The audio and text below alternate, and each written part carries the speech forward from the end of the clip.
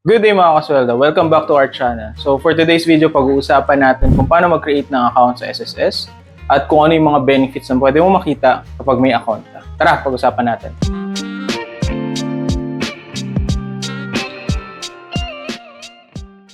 So yan mga kasweldo, meron ka na bang SSS ID or UMID ID?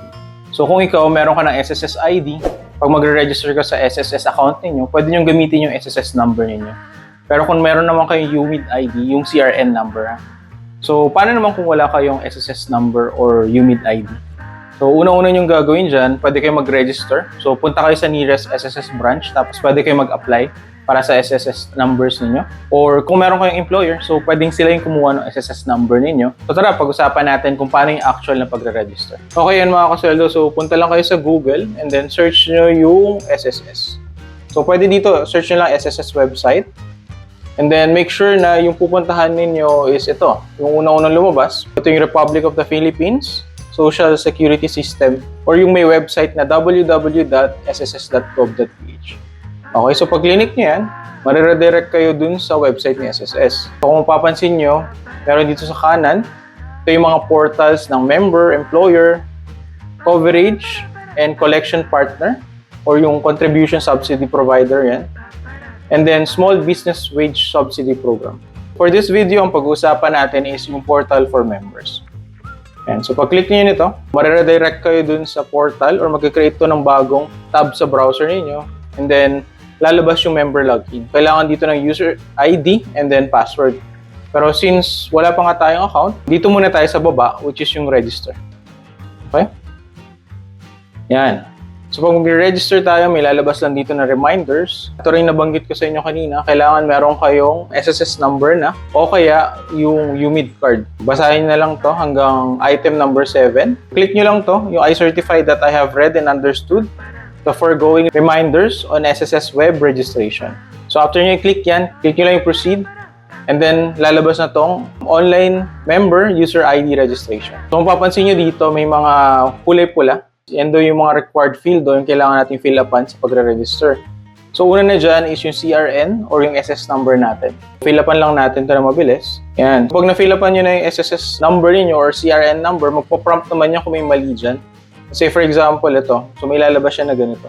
So, i-make sure na yung lalagay nyo na CRN or yung SS number niyo is tama. Okay, so malalaman yung tama yan kung wala na siyang lumalabas na error dito sa kanan. And then next natin, yung email address. Itong email address na to yung makaka-receive ng account activation email natin from SSS. Yan, so i-retype nyo lang din yung email natin. Next natin is yung preferred user ID. So, halimbawa yung akin, ang gusto kong gawin is ppc_2024. And sabi naman nila dito, at least 8 to 20 characters daw yung user ID natin. And then wala tong special characters except dun sa underscore. Okay, and then, surname or last name natin. Okay, so, given name. And then, pwede nyo hindi fill upan yung middle name suffix.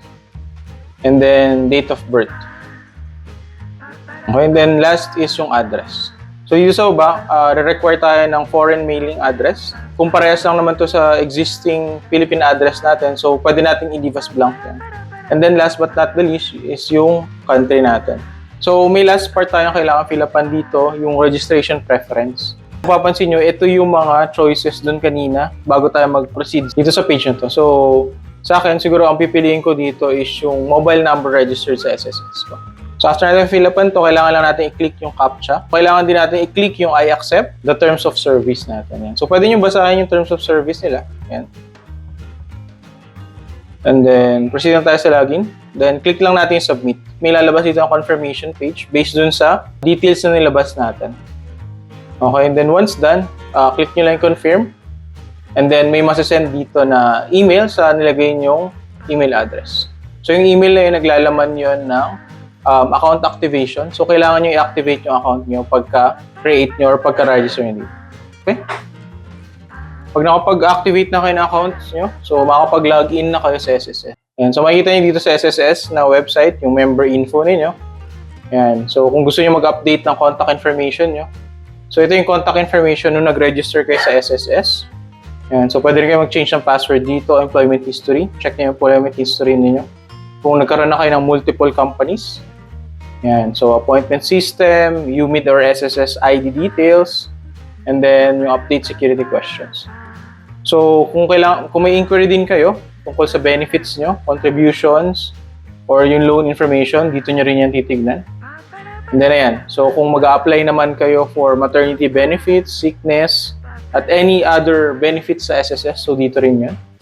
Nandito rin yung pag mag-a-apply kayo ng loans, yung salary loan, calamity loan, or pension loan. Okay? So, aside from that, so nandito rin sa services yung tinatawag na disbursement modules. Okay? Or kung saan ma-deposit yung loan ninyo pag na-approve yung loan nyo. And okay? So, andito rin yung WISP. And so, kung mababalikan nyo yung other videos natin, na-discuss natin tungkol dito sa WISP. Pero meron dito sa services nila yung WISP Plus. Okay? So, siguro magkaroon na lang tayo ng other session for this. Okay? And then, ayun na. O, ayan mga kasoldo. So, natuto tayo kung paano mag-create ng SSS account natin. And then, kung ano yung mga benefits na pwede natin makita kung meron tayong account. Okay? So, kung may makakakilala kayo na wala pang account sa SSS, so pakishare na itong video natin para matuto sila. Huwag nyo rin kalimutan mag-like and subscribe para lagi tayong updated dun sa videos na i-upload namin. Okay? Hanggang sa muli, Kasoldo. Paalam!